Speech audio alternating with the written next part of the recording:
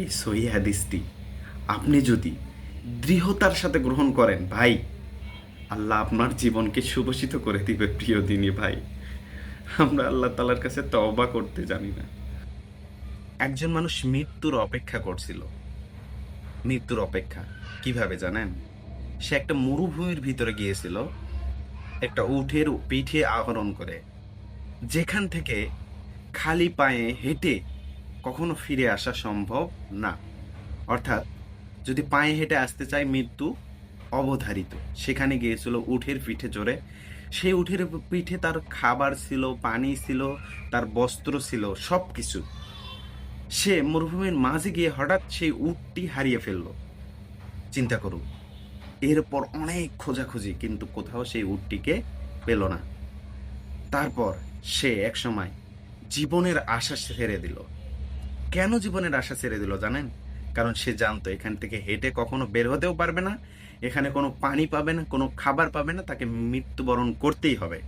তাই একটা ছোট্ট গাছের নিচে বসে মৃত্যুর অপেক্ষা করতে থাকলো। এর মধ্যেই সে ঘুমিয়ে গেল। অর্থাৎ ঘুমের মধ্যেই সে স্বপ্ন দেখলো যে তার উটটা তার কাছে ফিরে এসেছে। অথবা ঘুম থেকে জেগে দেখলো যে হ্যাঁ, সত্যি সত্যি তার উটটা ফিরে এসেছে।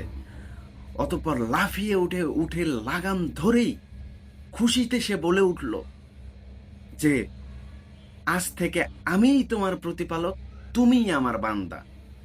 প্রিয় দিনী ভাই, খেয়াল করুন, সে কি বলেছে? আজ থেকে আমিই তোমার প্রতিপালক, তুমিই আমার বান্দা। অর্থাৎ প্রতিপালকের প্রশংসা করতে গিয়ে বাক্য ঘুরিয়ে দিয়েছে। হে আমার প্রতিপালক, তুমি আমার সৃষ্টিকর্তা, আমি তোমার বান্দা, এ কথা না বলে বাক্য পুরোপুরি ঘুরিয়ে দিয়েছে। এত খুশিতে ছিল যে তার জীবন যাই যাই অবস্থা, এমতো অবস্থায় সে উটটি ফিরে পেয়েছে।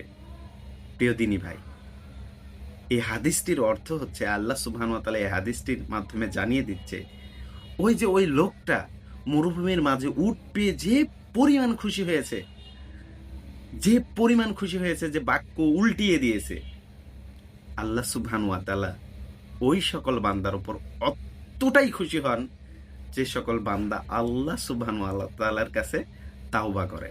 প্রিয় দিনী ভাই, এই সহিহ হাদিসটি আপনি যদি দৃঢ়তার সাথে গ্রহণ করেন ভাই, আল্লাহ আপনার জীবনকে সুভূষিত করে দিবে। প্রিয় দিনী ভাই, আমরা আল্লাহ তাআলার কাছে তওবা করতে জানি না। আসুন আল্লাহ তাআলার কাছে তওবা করি। তওবা চাইলে আল্লাহ তাআলা কত খুশি হয়, কত খুশি হয় আপনি চিন্তা করতে পারবেন না। আসুন তওবা করি। আস্তাগফিরুল্লাহ।